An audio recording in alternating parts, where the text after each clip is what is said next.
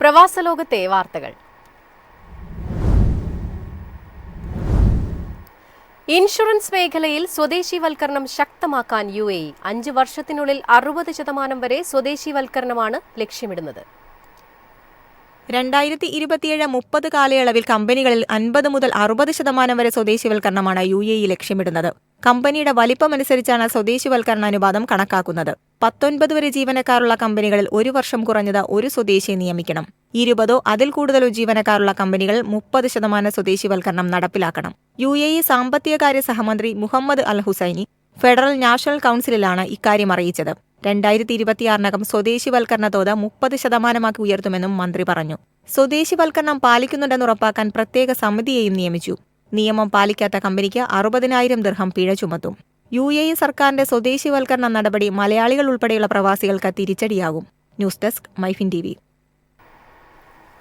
Trump tariff ബ്രിട്ടന്റെ സാമ്പത്തിക മേഖലയ്ക്ക് തിരിച്ചടിയായി. നികുതി വർദ്ധിക്കുകയും അമേരിക്കയിലേക്കുള്ള കയറ്റുമതി കുത്തനെ ഇടിയുകയും ചെയ്തതോടെ ബ്രിട്ടനിന്റെ സമ്പദ്വ്യവസ്ഥ ഏപ്രിലിൽ 0.3% ചുരുങ്ങിയെന്ന് റിപ്പോർട്ട്. ബിസിനസ്സുകാർ നിക്ഷേപ പദ്ധതികൾ വെട്ടിക്കുറയ്ക്കുകയും തൊഴിലവസരങ്ങൾ വെട്ടിക്കുറയ്ക്കുകയും ചെയ്തതാണ് ബ്രിട്ടനിലെ സമ്പദ്വ്യവസ്ഥയെ സാരമായി ബാധിച്ചത്. സാമ്പത്തിക വിദഗ്ധർ പ്രതീക്ഷിച്ചതിലും കൂടുതലാണ് ബ്രിട്ടനിലെ സാമ്പത്തിക മേഖലയിലെ ഇടിവ്. നേരത്തെ സാമ്പത്തിക വിദഗ്ധർ ബ്രിട്ടനിലെ സാമ്പത്തിക രംഗത്ത് 0.1% ഇടിവുണ്ടാകുമെന്ന് പ്രവചിച്ചിരുന്നു.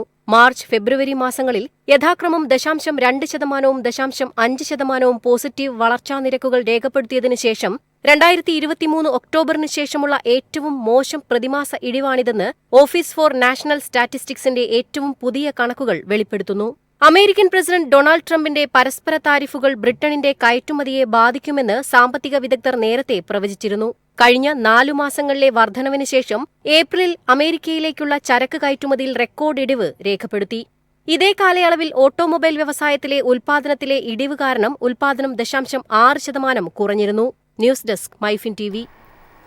ഓഫീസ് സമയം കഴിഞ്ഞാലും അവധി ദിനമാണെങ്കിലും പണത്തിന് ആവശ്യമെങ്കിൽ മൊബൈൽ ആപ്പ് വഴി ഉടനടി അക്കൗണ്ടിലെത്തും. അതാണ് KSFE സ്മാർട്ട് ഗോൾഡ് ഓവർഡ്രാഫ്റ്റ്. ഏത് ശാഖയിലും സ്വർണം വയ്ക്കൂ.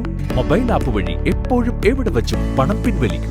പരമാവധി 50 ലക്ഷം രൂപ വരെ. അതിവേഗ പ്രോസസിംഗ്. 24/7 സേവനം. ഇനി ആവശ്യങ്ങൾക്ക് അവധി കൊടുക്കേണ്ട, സമയവും നോക്കേണ്ട.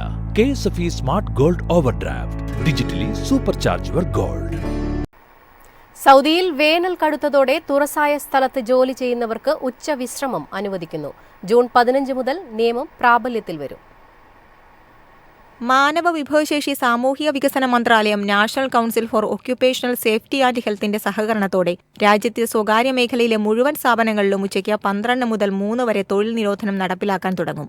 ഈ വർഷം സെപ്റ്റംബർ 15 വരെ ഈ നിരോധനം തുടരും. തൊഴിലാളികളുടെ സുരക്ഷയും ആരോഗ്യവും സംരക്ഷിക്കുക, ആരോഗ്യപരമായ അപകടങ്ങളിൽ നിന്ന് അവരെ സംരക്ഷിക്കുക, അന്താരാഷ്ട്ര തൊഴിൽ ആരോഗ്യ സുരക്ഷാ മാനദണ്ഡങ്ങൾക്കനുസൃതമായി ആരോഗ്യകരവും സുരക്ഷിതവുമായ തൊഴിലന്തരീക്ഷം നൽകുക എന്നീ ചട്ടക്കൂടിനുള്ളിലാണ് ഈ തീരുമാനമെന്ന് മാനവ വിഭവശേഷി മന്ത്രാലയം വിശദീകരിച്ചു. തൊഴിലുടമകൾ ജോലി സമയം നിയന്ത്രിക്കാനും ഈ തീരുമാനത്തിലെ വ്യവസ്ഥകൾ പാലിക്കാനും മന്ത്രാലയം ആവശ്യപ്പെട്ടു. അല്ലാത്തപക്ഷം കമ്പനികൾക്കെതിരെ നടപടിയെടുക്കും. News desk Myfin TV. മലയാളികളടക്കമുള്ള ഗൾഫ് നിവാസികൾക്ക് സന്തോഷവാർത്ത. UAE ഉൾപ്പെടെയുള്ള ഗൾഫ് രാജ്യങ്ങളിൽ റെസിഡന്റ് വിസ ഉള്ളവർക്ക് അർമേനിയ വിസ ഫ്രീ പ്രവേശനം അനുവദിക്കുന്നു. പ്രവേശന തീയതിക്ക് മുമ്പ് കുറഞ്ഞത് 6 മാസം വിസ കാലാവധി ഉള്ളവർക്കാണ് ഇളവ് ബാധകമാകുക. മുൻപ് UAE പൗരന്മാർക്ക് മാത്രമാണ് വിസ ഫ്രീ പ്രവേശനം അനുവദിച്ചിരുന്നത്. മറ്റ് രാജ്യക്കാർക്ക് ഓൺലൈൻ അറൈവൽ വിസ ലഭ്യമായിരുന്നു. പുതിയ നയപ്രകാരം GCC രാജ്യങ്ങളിലെ റെസിഡന്റ് വിസയുള്ളവർക്കും ടൂറിസം ബിസിനസ് ആവശ്യങ്ങൾക്ക് വിസയില്ലാതെ പ്രവേശനം അനുവദിക്കും. 90 ദിവസമാണ് വിസ കാലാവധി. ജൂലൈ 1 മുതലാണ് പുതിയ തീരുമാനം നടപ്പിലാകുന്നത്. നിരവധി പേരാണ് ഗൾഫിൽ നിന്ന് അർമേനിയയിലേക്ക് യാത്ര പോകുന്നത്. News desk Myfin TV.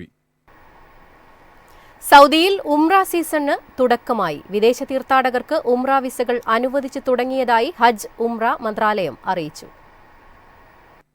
ഈ വർഷത്തെ ഹജ്ജ് സീസൺ അവസാനിച്ചതോടെ അടുത്ത ഉംറ സീസണിന് തുടക്കമായി. അടുത്ത വർഷം റമദാൻ വരെ ഈ സീസൺ തുടരും. ഹജ്ജ് തീർത്ഥാടകരല്ലാത്തവർക്ക് മക്കയിലും പുണ്യസ്ഥലങ്ങളിലും ഏർപ്പെടുത്തിയിരുന്ന നിയന്ത്രണങ്ങളെല്ലാം ഒഴിവാക്കി. വിദേശ തീർത്ഥാടകർക്ക് ഉംറ വിസകൾ അനുവദിച്ചു തുടങ്ങിയതായി ഹജ്ജ് മന്ത്രാലയം അറിയിച്ചു. രാജ്യത്തിനകത്തും പുറത്തുനിന്നെത്തുന്ന മുഴുവൻ ആളുകൾക്കും ഉംറ നിർവഹിക്കുന്നതിനുള്ള അനുമതി നുസുക്ക് ആപ്പ് വഴി ജൂൺ 11 മുതൽ ലഭ്യമാക്കിയെന്നും മന്ത്രാലയം വിശദീകരിച്ചു. തീർത്ഥാടകർക്ക് സർക്കാർ സേവനങ്ങൾ നൽകുന്നതിനുള്ള ഏകീകൃത ഡിജിറ്റൽ പ്ലാറ്റ്ഫോമാണ് നുസുക്ക്. തീർത്ഥാടനവുമായി ബന്ധപ്പെട്ട വിവിധ ഡിജിറ്റൽ സേവനങ്ങൾ ഇതിൽ ലഭ്യമാണ്. News desk Myfin TV.